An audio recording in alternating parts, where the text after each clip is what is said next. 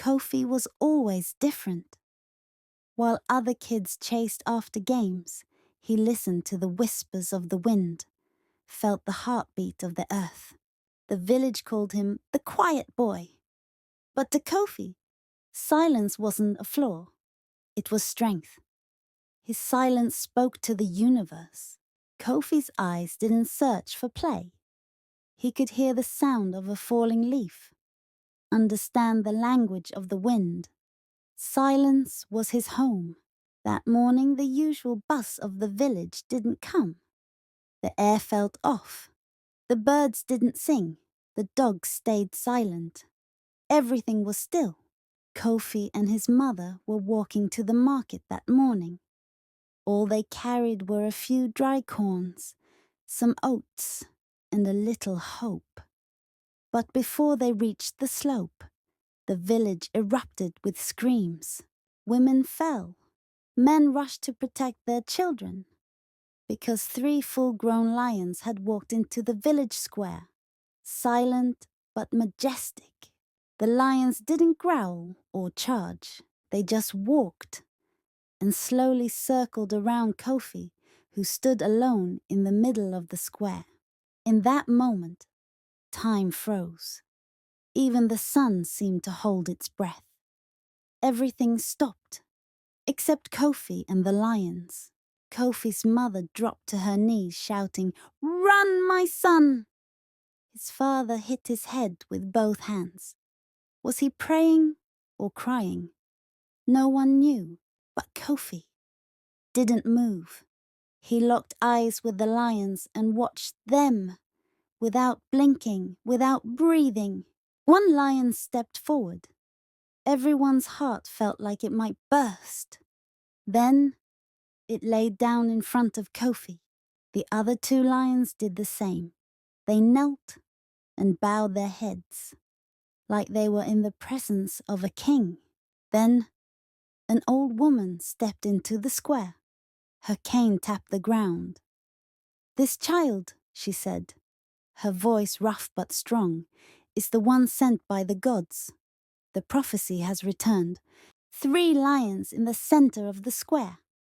And in the middle, standing tall, Kofi." The whole village stood frozen in silence. No one dared to move. Even the wind seemed to hold its breath. Nature was watching. The old woman, Nana Efua, leaned on her cane and slowly approached the lions. Her eyes locked on the boy, her face carved with the wisdom of years.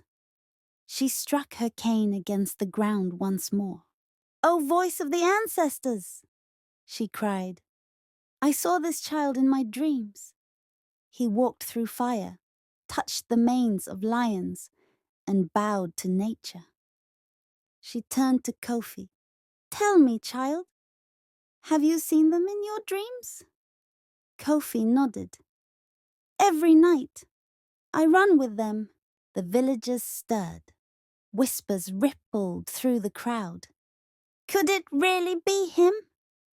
That prophecy was lost long ago. Is nature still speaking to us?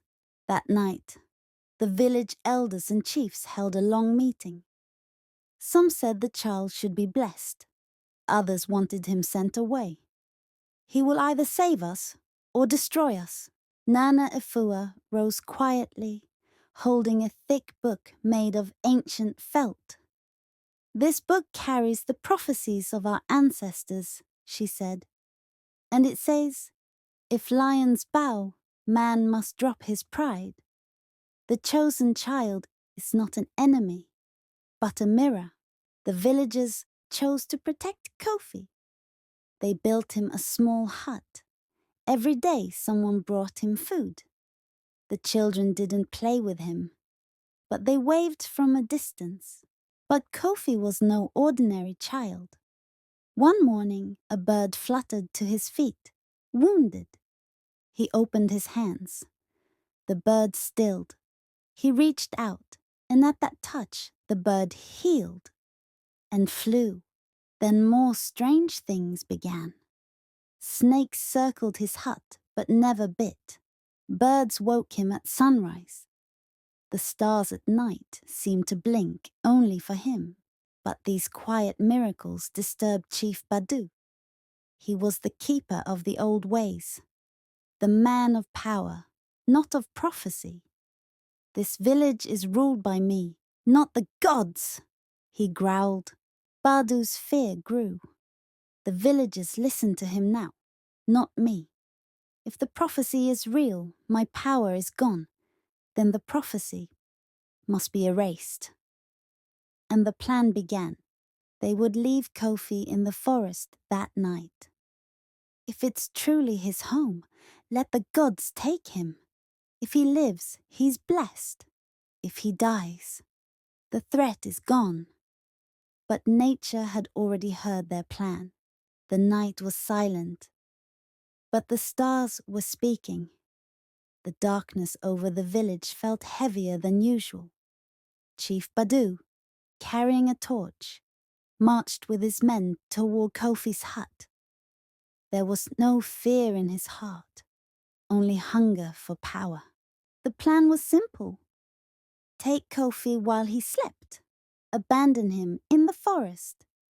If he died, so be it. If the gods wanted him, they'd take him. But nature never watches quietly. They opened the door. Empty. Kofi was gone. Then from the forest, a roar shattered the night. Not just a lion's roar, a message. They were coming. From behind the lions, a boy stepped forward. Thin, upright, his silhouette in the moonlight. Kofi. No fear. I will not leave, he said. Those who try to send me away must answer to nature. From that day, the village changed. Trees were honored before being cut. Prayers were offered before fishing. The earth was blessed, and lions became guardians of the village. Each year, the village held a festival, the Day of Awakening. They never forgot the night 3 lions bowed to a child. That day, the world changed. One last time, Kofi stood in the square. He looked to the sky and spoke. Nature whispers. If you listen, you will live. If you do not, the lions will speak. And by then, it will be too late.